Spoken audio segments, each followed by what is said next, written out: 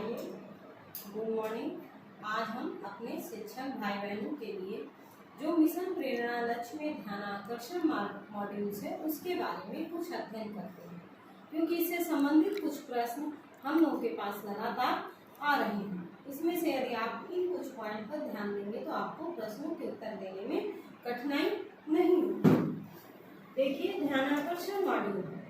ध्यानाकर्षण मॉड्यूल में भाग 4 है। भाग 1 में अधिगम आधारित शिक्षण है। अधिगम आधारित शिक्षण में पता है, बच्चे समाज के भावी नागरिक होते हैं। कोठारी आयोग ने सन 1964 और 66 में कहा था, भारत के भाग्य का निर्माण हमारी कक्षाओं में होता है।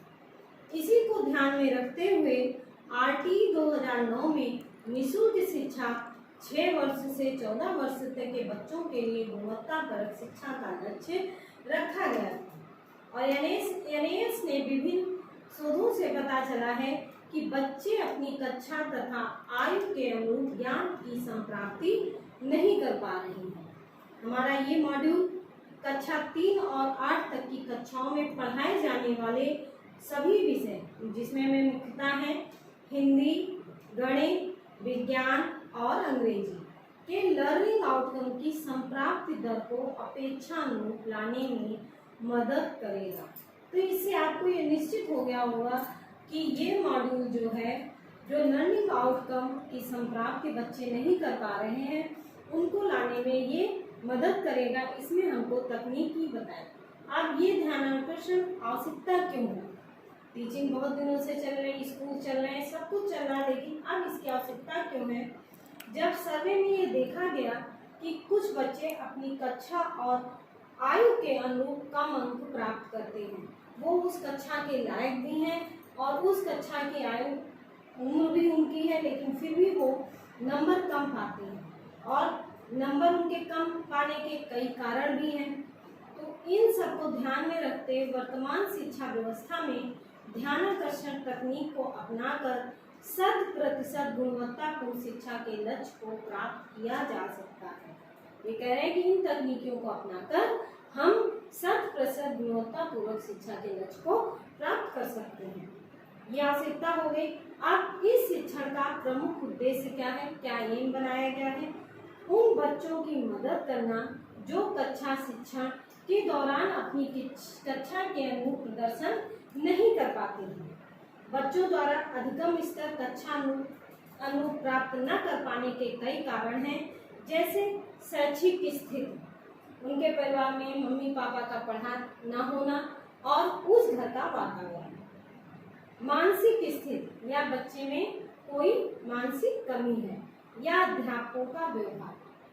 तो इन सबको नजरअंदाज करते हुए सबसे प्रमुख कारण जो आया है, अध्यापकों का कठोर व्यवहार, टीचर का बाल केंद्रित शिक्षण विधियों का प्रयोग न करना। कुछ शिक्षक ऐसे होते हैं जो थोड़ी थोड़ी बात पे बच्चों को डांट देते हैं, जिसके कारण बच्चा अपनी बात शिक्षक से कह नहीं पाता है। ऐसी स्थिति में कक्षा शिक्षण में बच्चों की शैक्षिक संप्राप्ति की कमी को दूर करने के लिए उन्हें कक्षा अनुरूप लाने के लिए निम्न बिंदुओं पर ध्यान केंद्रित कर अपनी शिक्षण योजना बना सकते हैं। आप इन सब अपना व्यवहार थोड़ा छोड़ करके आप इन बिंदुओं को ध्यान देंगे तो शिक्षण योजनाएं सही। पाठ्यक्रम और पाठ्य पुस्तकों पर आधारित कक्षा 3 से 8 तक के सभी विषयों से संबंधित लर्निंग आउटकम को लक्ष्य बनाकर शिक्षण कार्य करें। जो हम लोग की किताबें बनाई गई हैं बेसिक स्कूल के, उसमें सबसे आगे है लर्निंग आउटकम की दक्षता दी गई है कि इस पाठ में बच्चे को इतना आना चाहिए, इतने क्वेश्चन के आंसर आने चाहिए। उन चीज को बनाकर यदि हम शिक्षण कार्य करें, पठन पाठन के दौरान बच्चों को ध्यान पूर्वक सुने, उनके भावनात्मक विकास के लिए उनके अच्छे कार्यों की सराहना करें। जब हम बच्चों को पढ़ाते हैं तो पढ़ाते समय बच्चा बीच बीच में यदि प्रश्न कर रहा है या कोई कठिनाई है तो उनके भावनात्मक विकास के लिए उन पर ध्यान भी दें और उसको दूर करें। सतत अवलोकन करते रहें। यदि आप कोई पाठ पढ़ा रहे हैं तो उसको बीच बीच में देखते रहें और उनकी कठिनाइयों का भी आकलन करते रहें, कौन सा बच्चा किस स्तर पर पहुंचा। ध्यानाकर्षण की शुरुआत सत्र में ही बच्चों की कठिनाई के स्तर के अनुसार योजना बना लें और अपनी पूरी तैयारी भी कर लें, उस हिसाब से अपनी तैयारी का TNM बना लें। अब ये हमारा इतना जो है भाग 1 खत्म होता है। भाग 1 से संबंधित जितने प्रश्न पूछे, जितनी जानकारी हमको चाहिए वो इस पूरे में आ गई है। भाग 2 का मेन मुख्य विषय है लर्निंग आउटकम एवं आकलन। लर्निंग आउटकम एवं आकलन। अब है लर्निंग आउटकम की अवधारणा। आपको भली भांति पता है विद्यालय पाठ्यक्रम का निर्धारण, पाठ्य पुस्तकों का निर्माण विभिन्न कक्षाओं के विद्यार्थियों के लिए किया गया है। यहाँ पर व्यवहारिक पक्ष ये भी है, क्या बच्चे उन दक्षताओं को पूरा कर पा रहे हैं। ज्यादातर शिक्षकों का उत्तर होता है नहीं। लर्निंग आउटकम इसी बात पर बल देता है कि मात्र शिक्षक ही नहीं, अपितु अभिभावकों को भी पता होना चाहिए कि हमारे बच्चे को इस कक्षा के अंतर्गत इस विषय में इतना ज्ञान होना आवश्यक है। और पेरेंट्स को जब पता होगा तो टीचर्स को भी। अब जो हमारी पहले की शिक्षण पद्धति होती थी, जो नहीं आए हैं, पहले में केवल हम मॉक प्रश्न संबंधित प्रश्न पत्र बना दिया, उसमें से उत्तर आए, 50% बच्चे ने उत्तर दे दिया तो हो गया। लेकिन नई तकनीक में लर्निंग आउटकम आधारित शिक्षण करें, नवाचार करें, अपनी अपनी गतिविधियों को शामिल करें, गुणात्मक संख्यात्मक अवलोकन करें और लास्ट में परिणाम विषय दक्षताओं की संप्राप्ति पर भी ध्यान दें, किस विषय में बच्चे ने कितनी संप्राप्ति प्राप्त कर ली। दूसरे का इसी भाग 2 का बिग पॉइंट था अधिगम स्तर में अंतर, यानी लर्निंग गैप। अधिगम स्तर में अंतर क्या है? Learning gap. जब हम परिस्थिति के अनुरूप विचार करते हैं तो आप सोचते हैं क्लास 8 में जो बच्चा प्रवेश लिया है उसको कक्षा 7 की सभी विषय की सभी जानकारी होनी चाहिए, लेकिन ज्यादातर बच्चों का इसका ज्ञान नहीं होता है। तो यही अंतर जो होता है कक्षानुरूप क्लास में और वास्तविक अधिगम स्तर और कक्षानुरूप अपेक्षित अधिगम स्तर का जो अंतर होता है वही लर्निंग गैप कहलाता है।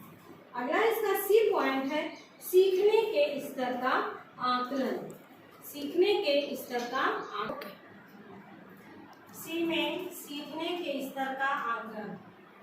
हम प्रगति का मूल्यांकन कैसे करते हैं अपने बच्चों का? आज तक सत्र परीक्षाएं लेते हैं, 2-3 तरह की सत्र परीक्षाएं हो गई, वार्षिक परीक्षा, अर्धवार्षिक परीक्षा, इन सब के द्वारा अपने बच्चों का मूल्यांकन और रिपोर्ट कार्ड बनाते हैं। लेकिन क्या है वास्तविक सीख दे पाता है? इसमें कहा गया ये वास्तविक सीख नहीं दे पाता है। इसके लिए हम क्या करना है? बच्चों का चिन्हांकन करेंगे। बच्चों की पहचान सत्र के शुरू में ही कर लेनी चाहिए, वो किस स्तर का है इसके लिए आकलन प्रपत्र बनाना होगा। प्रश्न पत्र बनाते समय यह ध्यान रखना होगा कि इसमें ज्ञानात्मक, बोधात्मक, अनुप्रयोगात्मक, तार्किक शक्ति के प्रश्न होंगे। इनका प्रतिशत 20 और 50%, 20% और 10% का होगा। 20% के ज्ञानात्मक हो जाएंगे, बोधात्मक 50% है, अनुप्रयोगात्मक 20% तथा तार्किक के 10% प्रश्न होंगे। ये प्रश्न मौखिक, लिखित, पढ़ने से संबंधित होंगे। अब इसमें कैसे करना है? आरंभिक परीक्षण के पूर्व हमें करना क्या है? इस प्रपत्र में कक्षा 3 से 5 के बच्चों का आकलन प्रपत्र जो बनाना है उसमें कुल 15 प्रश्न होंगे। 15 प्रश्न में 10 ऑब्जेक्टिव होंगे, 5 सब्जेक्टिव होंगे और प्रत्येक प्रश्न 3 अंक का होगा, तो हो जाएंगे टोटल अंक 45। कक्षा 6 से 8 तक में 25 प्रश्न होंगे जिसमें 20 ऑब्जेक्टिव होंगे, 5 सब्जेक्टिव होंगे, टोटल हो जाएगा 75। अब इतना है टोटल हो जाएगा। फिर हमें आरंभिक परीक्षण के दौरान क्या क्या करना है? बच्चों को सहज रखें, प्रश्न सुनाएं, बच्चे सहज रहे क्लास में और उनको प्रश्न सुनाए नहीं, वो अपने आप से प्रश्न पढ़ें, ध्यान रहे और क्लास का माहौल भी अच्छा होना चाहिए जिसका वो लोग दे रहे हैं। समूह का निर्धारण, हमें प्राइमरी और जूनियर स्तर पर 3 तरह के समूह बनाने होंगे, A, B, C। इसे आप देख लीजिएगा, तीनों में 3 तरह के समूह बनाने हैं। ए समूह में जिस बच्चे के 21 से 45 अंक के बीच अंक आते हैं तो वो ए में जाएगा। प्रत्येक प्रश्न पर 2 या 3 अंक का एवरेज उसका आएगा। जो बच्चा 16 से 20 अंक पाता है तो वो समूह बी में रखा जाएगा। और जिस बच्चे के अंक 15 से कम आते हैं या 0 तक तो वो सी समूह में रहेगा। जूनियर स्तर में ए बी सी में ए में 35 से 75 अंक पाने वाला बच्चा, बी में 26 से 34 अंक पाने वाला बच्चा और सी में 25 से कम अंक पाने वाला बच्चा रखा जाएगा। और फिर इन सब के बच्चों को हम जब छांट लेंगे पूरा, तो छांटने के बाद 50 दिन का शिविर, यही ध्यानाकर्षण शिविर होगा। और वो किन बच्चों का लगेगा? समूह बी और सी के लिए चलेगा। और उन 50 दिनों का आपको पर डे लगभग 2 दिन हो गए, 2 महीने हो गए 50 दिन का, और 2 महीने का पूरा आपको प्रति बच्चे के हिसाब से टाइम टेबल बनाना पड़ेगा और उस टाइम टेबल को फिर पूरा आपको फॉलो करना पड़ेगा। इस ध्यानाकर्षण मॉड्यूल को आप ध्यान से देखिए और पढ़िए। यदि आपको समझ में आए तो हमारा इस वीडियो को लाइक और सब्सक्राइब